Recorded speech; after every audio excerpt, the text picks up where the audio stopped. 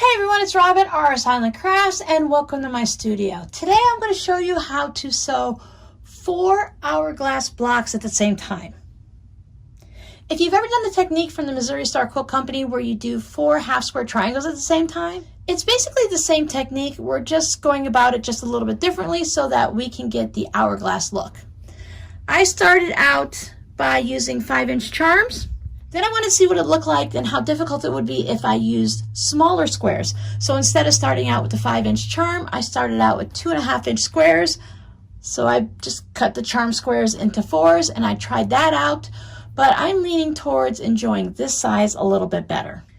As you can see, I don't have a project to show you because today was just playing. I would have had a top to show you, but I got a little sidetracked by the littler squares. So let's go ahead and dive in and make 4 at a time hourglass blocks. Now this might be going a little bit backwards, but I was thinking since we're making the hourglasses 4 at a time, maybe next week we should just make 1 hourglass at a time just so you can see the difference. But since I'm already geared up for this one, we're going to keep going. I have a charm pack here. This is Aurora by Kate Spain. There are 42 charms in it. It's a winter theme. You can consider it Christmas. There are some gifts and stuff with the polar bears. I went ahead and separated this out by colors. So I have white fabrics, gray, the navy, the reds, the aquas, and the greens. Now I don't think that's going to give me enough for a wall hanging. So I'm going to bring in a little tree by Layla Boutique. This one also has 42 squares, and it has very similar colors and pretty similar designs also, because I think I saw bears in there. Nope, just flowers and stuff. So I think these two will work well together. There even has some writing and some stripes. I will probably pull out those and see how many blocks I can get without those, just so I don't have to deal too much with the writing. Though I do have a lot of directional fabric, so I'll show you how to handle that, so we should be okay. So I'm going to separate these into the same piles and mix them together, and then I'll show you the next step. I haven't tried this technique before, so like I said, I don't know how many blocks I'm going to get. I definitely don't want to use these fabrics in it. That's just not going to look good, I don't think, with what I have. I feel like this is more of a beach towel, you know, beach party, no matter what time of the year it is, type of square. Now I do have the words, and they say Christmas and sing-along and Noel and tree, and we'll be dancing and all that, so I could bring those in. Maybe not quite the black and whites. There are enough dark colors in it. I left in the trees, even, we'll see how that, I don't know that black one, but remember, with the hourglass, it's just going to be 1/4 of the square, so it's going to be small enough that maybe we won't notice it. Now these I have separated out, but I might decide to put some of the more, it's not quite aqua, it's got a bit of green in it. And these green ones I think might work. But I'm going to start pairing it up. And I'm going to start out by making 1 block. I always say it's important to make 1 block before you make an entire quilt, before you cut all your fabrics. My fabrics are cut, so I don't have to worry about that. So I'm going to make 1 block and see how many pieces it's going to take, how many blocks I get out of what I do, and the measurements. And that way I can figure out, because I only want to make either a pillow, couple pillows, or a mini wall hanging or something like that. Everything is all separated out by color. You could also separate yours out by lights and darks. So I'm going to start out by making 2 4 patches. And when I lay out my fabrics, I want to make sure when I have things that are directional blocks that I lay them like this. See, if we bring this guy in here, I want to have all of my bears facing in the same direction. So maybe we'll put those 2 down there. I'll bring in a red, and then what about that block? There, maybe a block like that, because I was just trying to kind of keep a dark and a light and a dark and a light. Although as I get going, it's probably not going to matter that much, because if I start putting things like this, You know, there is a dark and a light, but it's pretty similar. So now I'm going to take this over to the sewing machine, and I'm going to sew these like we would 2 normal 4 patches. I will sew these 2 together, and these 2, and these 2. And then I will press the seams opposite. So I'll press one to the right and one to the left. And then afterwards, I will sew it into the 4 patch. Here's my 2 blocks. So I've made 2 blocks and I've already managed to mess it up. I haven't even gotten past the 2 4 patches. And let me show you why. Move my piles out of the way. I just don't want to make a mess with those. What we need to do is we need to take these and put them right sides together. And what that does is it puts 2 of my bears together, and I'd like to avoid that. I'm not 100% sure yet on how this is all going to work out, but I have a feeling that if these 2 blocks or these, oh look, those 2 are flowers, that's not too bad.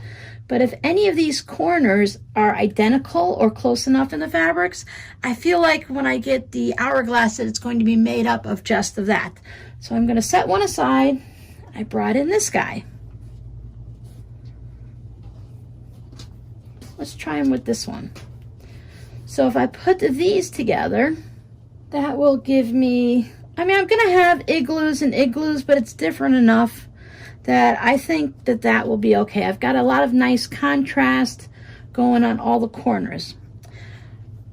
I just had to take this over to the iron because I want to be able to nest my seams. So I want one of my, when I did that last stitch line together, I have this one pressed to the top and this one pressed to the bottom. So I think unless I'm matching them up as I go, I want to make sure that I hold off on pressing that last seam. And then when I decide which 4 patch is going to go with which, then I can make sure one's pressed up and one's pressed down.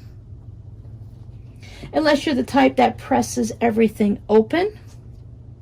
So now using pins or clips, I want to nest all of my seams here. I think I'm just going to use clips for this. I want to nest all of my seams, all 4 around. Now, if you've ever made the half square triangles from the Missouri Star Quilt Company, they do something similar where they put 2 pieces of fabric together and then they stitch around and cut it one way and cut it the other and end up with 4 half square triangles. We're going to do the same thing, but half square triangles turn into hourglasses, so we're just doing this little extra trick. Now, if you want to make sure everything is perfectly lined up, you can take a pin and right where our intersection is, if you put your pin there, it should come out on this side. Oh, look, it came out almost exactly perfect. You want it to come out on this side in the same place. And by doing that, that's going to ensure that everybody is all lined up. So your pin should be able to go straight up and down. And then you can just put the pin there. So that'll hold your center spot in place while you go ahead and stitch all the way around. If you're having really trouble and a lot of issues, you can also put a pin in all 4 corners, and that will just make sure that everything stays lined up just and nice. So maybe using pins, I just feel like all that extra bulk, sometimes it's easier to use a clip there. And normally, you know me, I don't put a lot of pins or clips in, but if I want all of that hourglass, all of the corners and tips and all of that to line up nicely, taking a little preventative measure here might actually help. We'll find out as I get going whether it's helpful or whether we don't need it at all. Now, using a 1/4 inch seam allowance, I'm going to stitch all the way around. You don't have to worry about pivoting. You can stitch all the way off, come back all the way off. That way you know your corners are exact just by stitching off. But if you're great at pivoting and you get that perfect 1/4 inch all the way around on your corners, you can go ahead and do that. I'm going to stick with my 1.8 stitch length just to keep everything nice and tight together. So there it is, all stitched all the way around. Let's see, you can see it there on the red. I just stitched right off and just spun it around. I gave it a really good press. I brought out my rotating mat just to make it a little bit easier, but if you have a second smaller mat that you can lay down and just use that to spin it around. It's a lot easier if you don't have to move your project. So just since we're going to cut on the diagonal each way, it just makes it easier. Now my 12.5-inch ruler is just a little bit shy on the diagonal.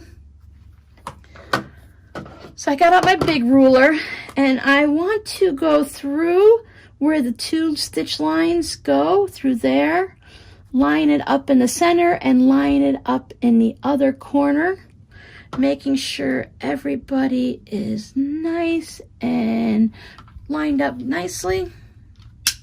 So once everyone is lined up nicely, I'm going to slowly put some pressure on my ruler. Center's a little bit thick, so go slow. Maybe you weren't reaching across the table at a weird angle. It's probably going to be easier for you. Now maybe if we're just doing it without a camera here, you can just turn your body and give it a second cut without having the spinning mat. But I'm just going to go ahead and turn mine, line it up the same way on this side. I'm going to put the extra force there in the center because that's where it's a little bulky. There we go.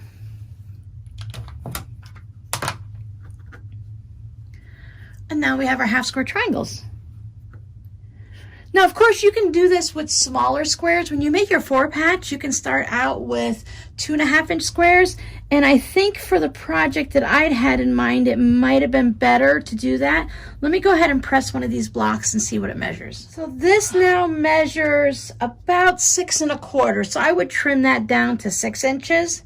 So this is going to give me a decent size. I can really probably make some type of a lap quilt if I had enough of the fabric to mix in. Maybe if I brought in some solids or semi-solids, tone on tones, brought in some extra Christmas fabric, you could really use up a lot of your scraps to do this. So this is going to give me a 6-inch square. I'm going to go ahead and press these, and then I'm going to cut my charm squares into 2.5-inch squares and see what size block I can get out of that. Because when I make a little wall hanging that's, you know, maybe 36 inches or smaller, I like smaller blocks versus the bigger blocks.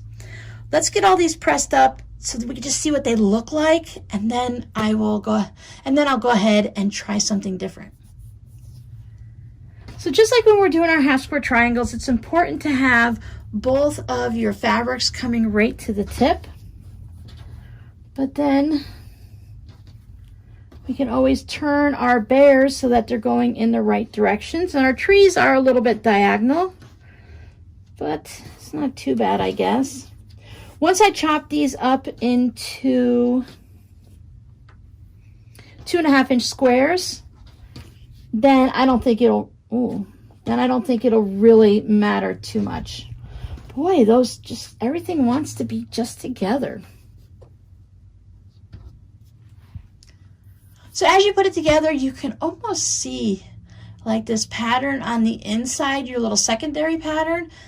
So if you're really playing with color and you have some type of software or you have a brain to play with design and just kind of figure out where things go, make a couple practice blocks and just figure it out.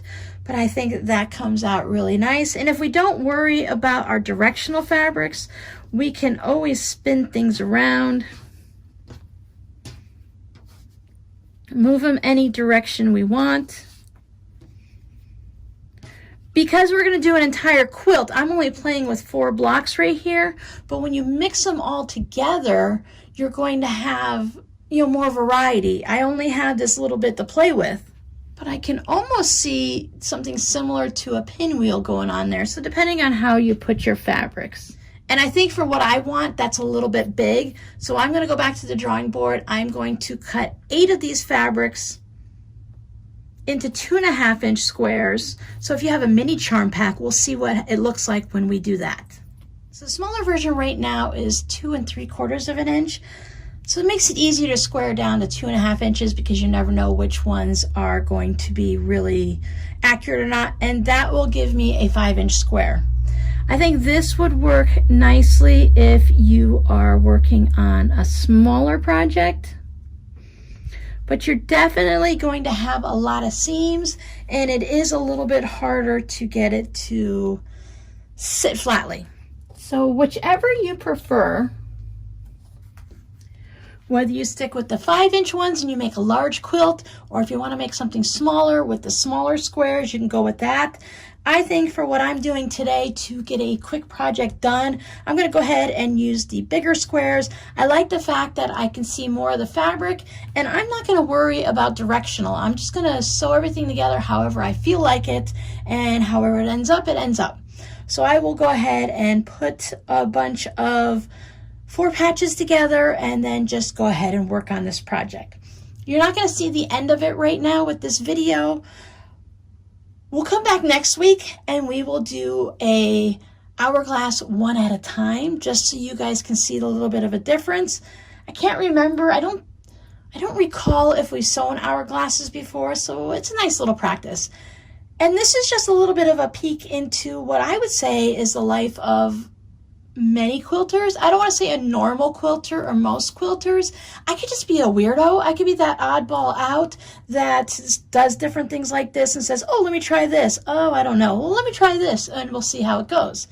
Now I can use these somewhere else. I will go ahead and finish up everything that I cut out and do something with that. I could always just turn that into a coaster or something, or maybe I'll make a hot pad out of it. And then these, I'll just continue to sew them up. And once I'm able to mix things up better, it'll get a better look to the top. So thanks for hanging out with me. I'll see you guys next week where I will show you my finished top and whatever that turns into. And then we'll talk about just a standard hourglass. Bye.